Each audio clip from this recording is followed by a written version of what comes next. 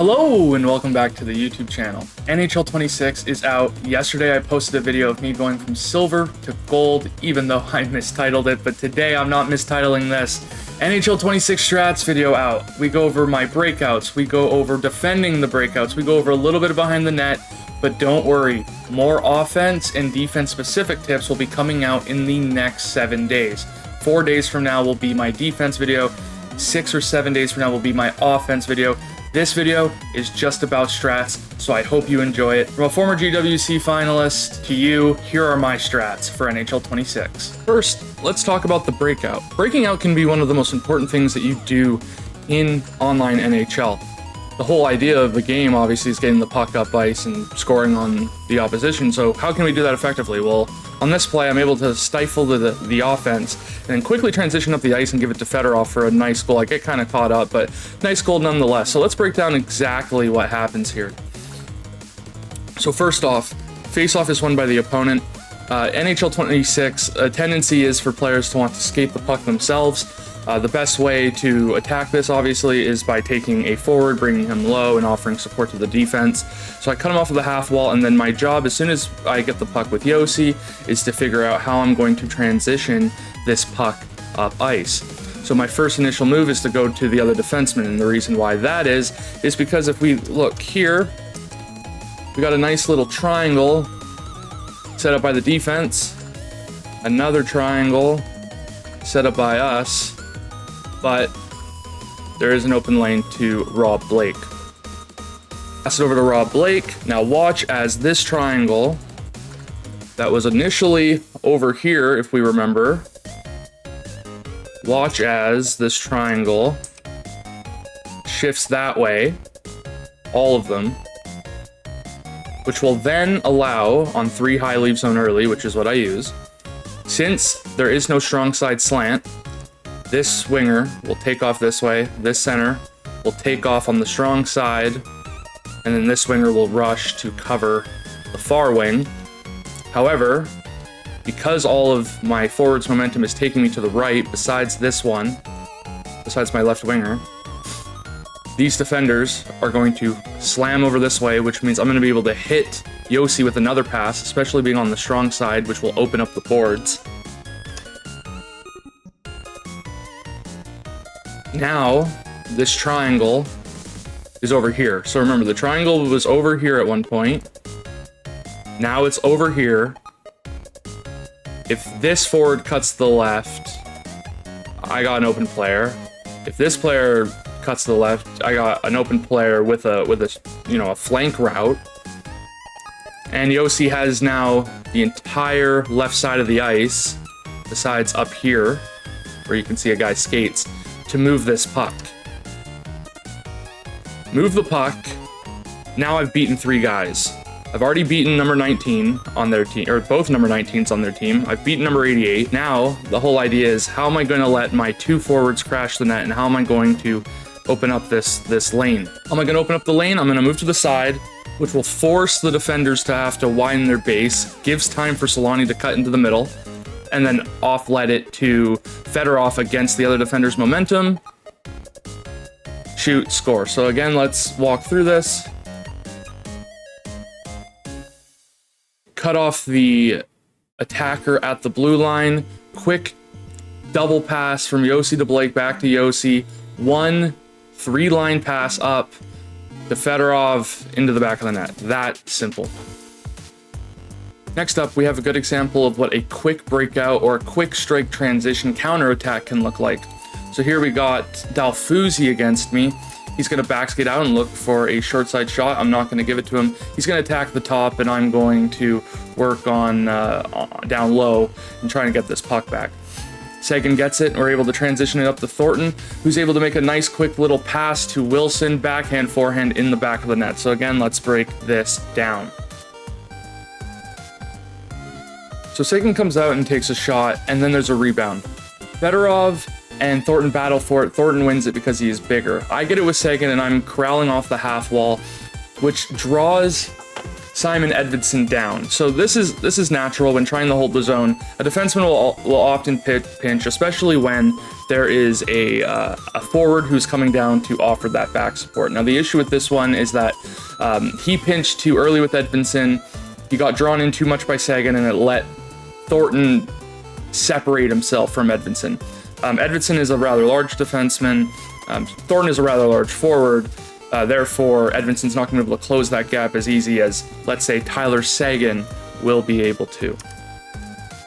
Thornton is able to transition up the ice. He player switches to Chelios, which might have actually been bad for him, considering how now his two defensemen are now colliding with each other, which is inhibiting their ability to get back.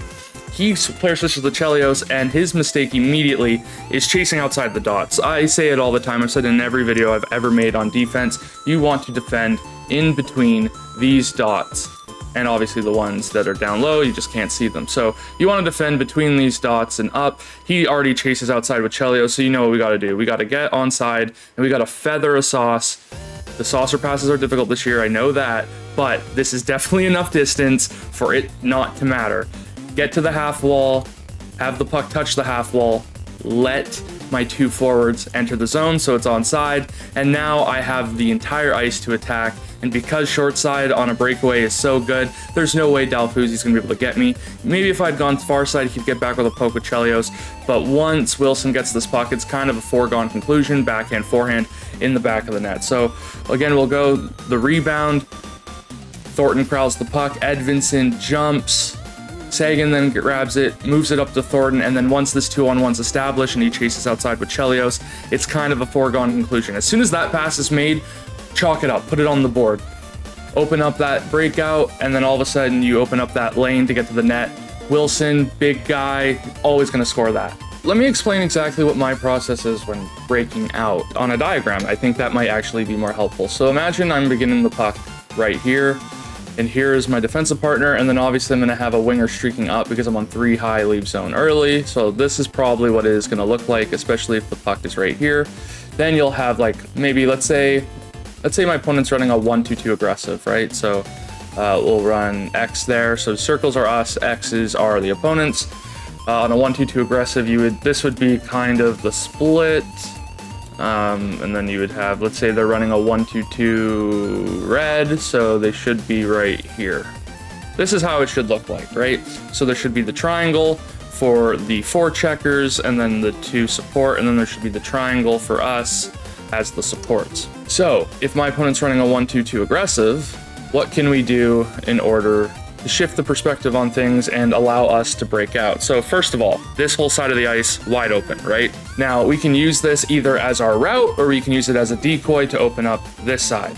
Ideally, if the puck is over here, and I notice that most of my supports are on the left side, unless I notice momentum from my winger or my center on my current strong side, so whether my left winger or my center, I will not attempt to transition over to that side unless I'm against a really good opponent, and sometimes you need to try unorthodox things. So if I make a first pass over to this defenseman, I'm hoping that the triangle will slide over like in the first clip. But if they don't and I have someone who's chasing me, my goal is to attack into the open ice. I'm going to allow this defender to either attack up the wing or cut in behind me, and I'm going to use him as a safety valve.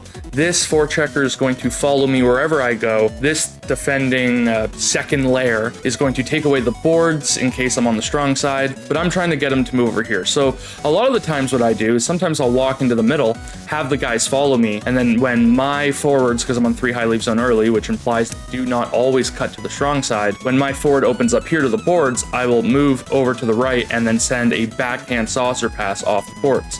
A lot of times I try to attack against my opponent's momentum. I will say, when breaking out, there's 2 places you really don't want to pass. So you don't want to pass between the middle or between the dots as long as your center, or as long as the center for the other team is backing up and is defending on his forehand side. If you notice, for example, let's say this center is left-handed and you notice your center cutting through the other center on his forehand side, don't make that pass. If you see him on the backhand side, make that pass. Quick pick is an effective X factor this year. However, However, what I should say is that it doesn't matter. If it's close to your backhand, it's a weird animation. You're not going to pick up a lot of pucks or intercept pucks that way. So you want to make sure you're attacking against your opponent's backhand side if you're attacking through the middle. But outside of that, you know, from the dots to the outside, it's all free game. So anything out here, for me at least, is free game. So a lot of the times what I just try and do is I try and open up here, try and send a pass to someone up here. And a lot of the times, because most people have their wingers on their shooting side, what I try and do is when I'm sending a saucer pass, I'll try and aim it behind into the board side of the player who's streaking up the boards. That way I can use his body almost as a shield against any oncoming defenders. So if I were to pass it to his forehand, the defender could come down and poke on his forehand side. If I put it on the backhand, there's many things I can do. I can either spin off and attack. I can continue to go and protect the puck and try and get around on the forehand, or I can send it back and look for another play. So the whole idea is you send it there, use his body as protection, and then that opens up enough options to hopefully confuse the defense to opening up another lane. Especially if you do the turn back method, you can either attack with yourself, or this turn back could offer enough time for your forwards to support, at which point you turn up ice with them and you create like a mini rush. So now let's talk about stopping the break-in. One of the biggest issues in NHL 26 is 1, the ineffectiveness of poke checks, 2, the ineffectiveness of body checks. A lot of the times, people are able to just straight line, never make a pass past center ice, and get to the net. So how do you stop someone from doing that? I'm up against spam hits. That's really all he does. So what do? I notice that he loves to straight line. So what can you do to stop a straight liner? Create traffic. So on this play, off the face-off win, he decides he's going to give it to Lane Hudson and streak up the ice. My goal at this point, as soon as I recognize the streak, which you can kind of tell by, you know, if someone's in a hustle animation and they don't come out of it, they're not passing. Let's just be honest with that. Let's be frank with that. If you see someone hustling down the ice, assume they're not passing, because chances are they're not. So what am I going to do? Knowing player switching is bad, I'm going to attack the middle with Bennett, and I'm just going to kind of hope that Solani stays in this area. That's not what happens. I switched to Solani because I realized, okay, if he's going to get around me, I'm kind of screwed. He cuts in, but I've created a double layer of traffic. Even if he got past Solani, he was going to enter space now with a triangle, albeit a very not good looking triangle, but a triangle nonetheless, of people that he was going to have to attack. Like, enters the middle, and now you got 3 people converging onto you. That would have been bad. If he gets around, it's a little bit different, but I'm able to stop up Bennett here. Another good example of someone trying to do too much with their defenseman. So he takes it with Hughes and he attacks the middle. Now again, I converge onto him and it's a quick transition the other way. Forehand, backhand, score. So that was very quick. That was a couple seconds. So let's really break this down. So nice toe drag. Hughes attacks. Now what I would do personally in this case is wait for this guy to take off, use him as a decoy, hopefully draw over Chelios, send a saucer pass, try and aim it for about right here. That way he can streak down, maybe cut it if he wants to, depending on what the AI does. Try and bank it off here so that it bounces over here if he can get it, and then you get a breakaway. This could be a breakaway for him if he chose. He attacks the middle with Hughes, and as soon as I realize, oh wow, he is between 5 people. The closest person to him that is a teammate has one of my players right there. So there's nowhere for him to go. I mean, he's stuck between a rock and a hard place. So with this knowledge, I know I can step up with Chelios. Another reason I can step up with Chelios is if you look right here, that little triangle, not Fedorov with wheels, but that little triangle between Chelios, the defenseman, and the back checking forward, they have their momentum going back towards my net, which means I don't have to worry about him passing it through and me getting caught flat-footed with another defenseman.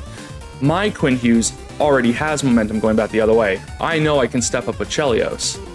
Step up with Chelios, absolutely demolish him with Fedorov, pick up the puck, luckily it comes with me.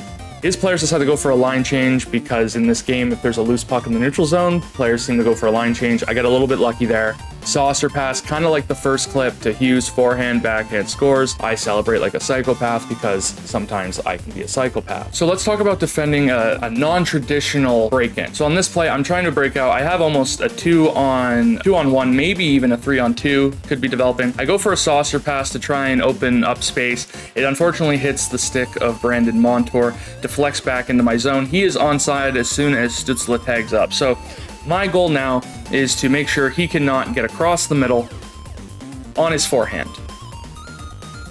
So you can kind of consider this almost like a dump-in defense when you're defending like the break-in because it's a loose puck, he's chasing onto it, it came in off of like an uncontrolled play. it's like a pseudo dump and chase. So my goal now is to prevent him from getting to the net. So what do? Instead of worrying about him cutting across, because I noticed this defenseman, I know he can get here relatively easily. He can defend Demko. Chelios, if he comes down, well, then all of a sudden Hughes is now redundant. So knowing that, I can come down with Chelios and as if I'm going to go and try and lay a hit. In reality, I can stop up here and act as like a buffer for a pass, because what any top player would do is look for the trailer here and then either take a shot or offlet it to this person, look for a shot, or try and go around and tuck it in on the backhand. I fake as if I'm going to go full momentum for the hit. He goes for the pass. I think he was trying to aim for the middle guy. It got locked on to Draisaitl. Chelios would have been able to intercept the pass either way. This one's just a little bit closer to him. Quick interception. He gets the puck back, but inevitably I get it back. I'm able to dump it out, and even though he does regain control of the puck, I've successfully done my job, which was defending the initial break-in.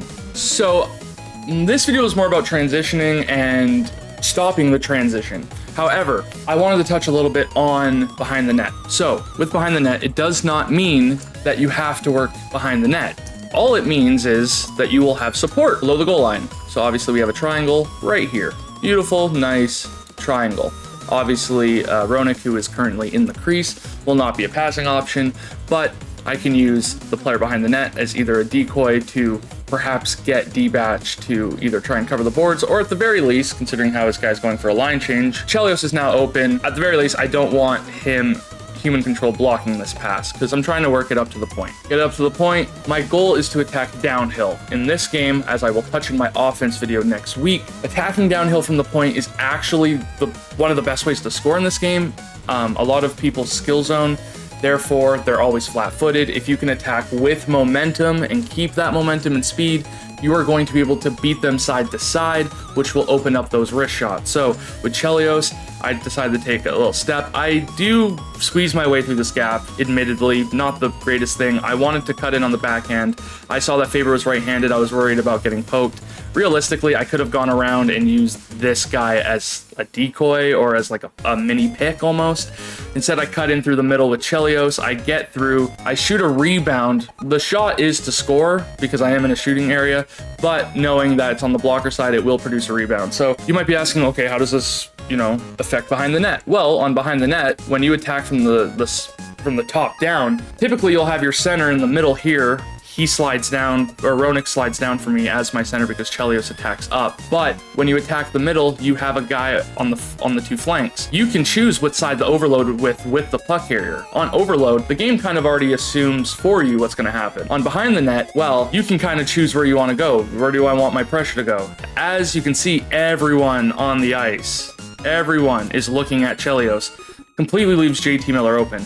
On crash the net, chances are JT Miller would have been right here. It would have been easier for him to pot it, but if he had somehow corralled it on his forehand, he'd hit the side of the net. I noticed on crash the net, too many players are either not on the back post, or if they are, they're either too close to where they can't score, or they're too close to where they have to jam it, which allows the goalie to get back and slide over. So I like behind the net because my two flank guys, or my two winger supports, are, as you can see, just caressed nicely along that circle line, which is the perfect spot for this rebound to bounce out to JT Miller, and he's able to pot it on Hasek. Post to post, be damned. So on behind the net, you got to recognize your supports. Again, as I mentioned, your supports are below the goal line, but as soon as you work it up top, notice how now there's nobody, below the goal line. Everybody comes up top to offer support. I got to pass here. If I wanted a saucer pass, I can work it back down low and try and then get this guy to come to the back post. I got so many options, but I do believe attacking downhill with speed is the move. Once again to that spot, notice how both my guys are pressed nicely on each side of the circle for the rebound, and I score. Sometimes stopping a break-in isn't necessarily about preventing it entirely, it's rather just containing it and making sure you're not giving up the best option.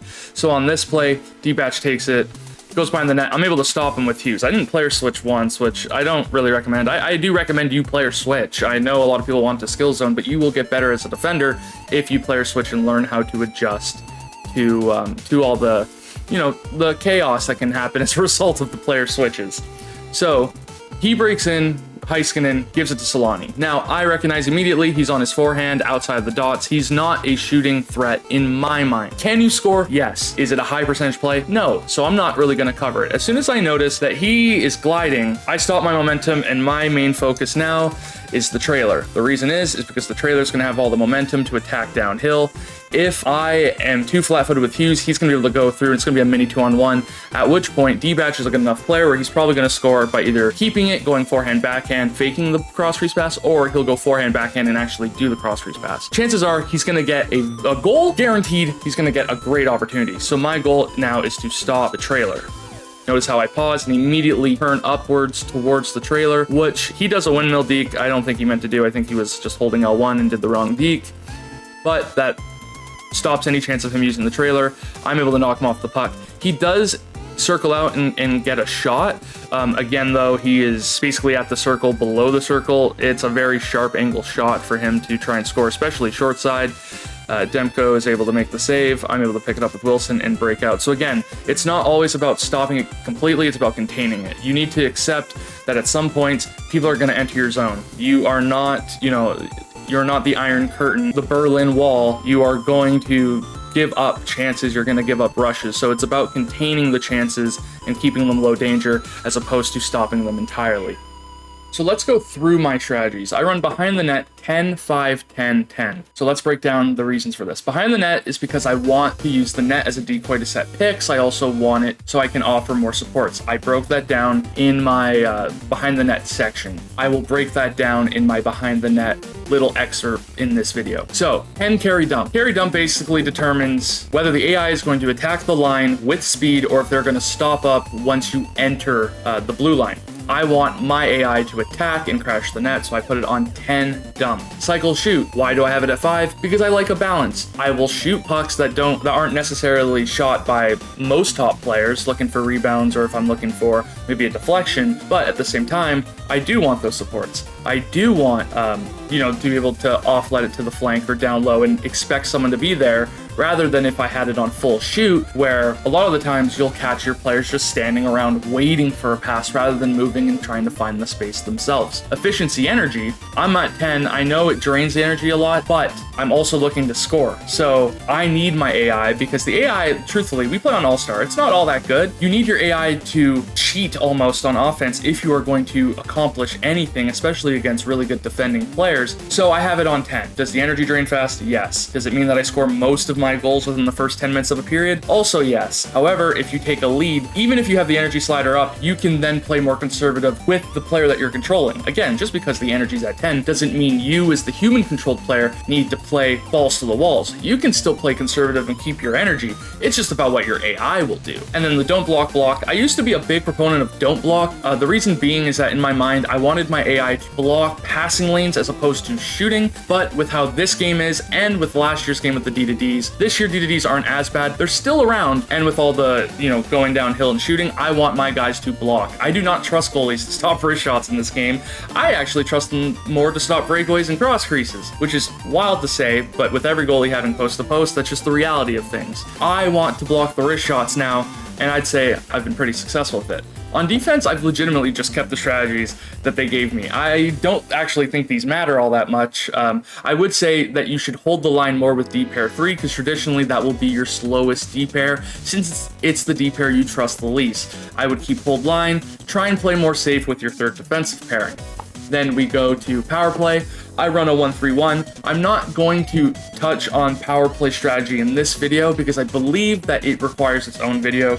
I've kind of flip-flopped on this. I used to put it into my offense video. Now I think that special teams, each one needs its own video because the amount of things that are different about special teams compared to 5v5 or even strength, it's wild, and the difference is it's separating more and more every game. So for team strategies, I run a 2-3-1-2-2 red. You can choose to run a 1-2-2 aggressive if you want and treat it like a 2-1-2. Basically, by doing this, you would take your far side winger, so in this case, your left winger, attack and kind of be like a shadow. So you want to attack with the left winger. In this case, for example, you could go behind the net and you could try and block up a passing lane. You could always attack between the center and the near side goalpost and try and cover that gap. Let the right winger or the strong side winger take away the boards. You take away everything else. And then if you decide, okay, I want to be passive, you can control the left winger, drop back, and look to pick off passes. Therefore, you could be the passive one, which would make it a 1-2-2. But again, like the first thing where I said you could forecheck, that makes it a 2-1-2. When I play, I do a 2-3, specifically because personally, I'm a little impatient. So I want to be able to forecheck and just get the puck back as fast as possible. I'm also a really good defender. I don't think I need to say that. So I'm just going for the puck as fast as I can. I do 1-2-2 red because with the amount of straight lining and the amount that people are able to get through pokes and body checks, I want to give my defenseman as much room as possible to be able to prepare for all that momentum. I also want to give myself as much time as possible to player switch to the appropriate player, since player switching in this game is really bad. I run a 6-4 check because if you're running a 2-3, you better run a 6-4 check. There's no point in running a trap on a 2-3. Again, I want to point this out on the 2-3. You can run it as a 1-4 forecheck if you want, if you just drop back either the center or the winger. I would drop back the center, but you can run it as, you know, almost like a 1-4 forecheck depending on how aggressive you need to be in the game. I run high pressure collapsing. The reason I run high pressure is because when I chase after a player with a hit in the defensive zone off the cycle, a lot of the times I need to quickly player switch and move another player into that slot where the other player was previously occupying. So if we look at the screen, look at the center. Imagine I attack the left boards with the center. Imagine that player slips off my center. Now all of a sudden there's a gap. I then need to switch to the right winger to fill that gap between the left wing and the left defenseman. High pressure allows me to do that because the right winger is already going to have momentum from, you know, being aggressive. They're going to be aggressive, so the right winger is already going to have momentum. When I player switch to him, it's going to be easier for me to cover that gap. Then I do collapsing because, again, I want to keep everybody outside of the slot, and I want to block shots. If you are looking to defend the D to Ds, use tight point, but I like collapsing. A lot of people use staggered. In fact, one of the best players in the world, Jay Fussy or Hockey Kings, uses staggered, and he swears by it, and it might work for him. For me personally, I don't like to do this, oh, will he, won't he, middle ground nonsense. I'm either all tight point or all collapsing. I believe that you should, work at mastering the thing that you care the most about. Do not try and be this jack of all trades type person, because then you're going to have weaknesses against players who are elite at certain skills. On the breakout, I run full attack 3 high leave zone early because, like I mentioned previously, I believe that if you are not running the most aggressive breakout strats, you are actively hindering your offense. So I hope these strategies help. These strats will probably be updated through the year as the meta continues. This year, I actually do plan on releasing another strategies video in mid-December once, overall start to increase and the gameplay mechanics start to change and the meta starts to change with new cards. Again, I hope you enjoyed this video, and thank you very much for watching. Leave a like if you really liked it. Please subscribe if you are willing to. Check me out on twitch.tv/Sapsterr. Tonight I am streaming once again as we attempt to go to Diamond. I got to Plat 3 yesterday. Lots of games, 5 levels. It's a grind, people. It's a grind. So again, I hope you enjoyed the video, and thank you very much for watching. Vis en la tâchera, and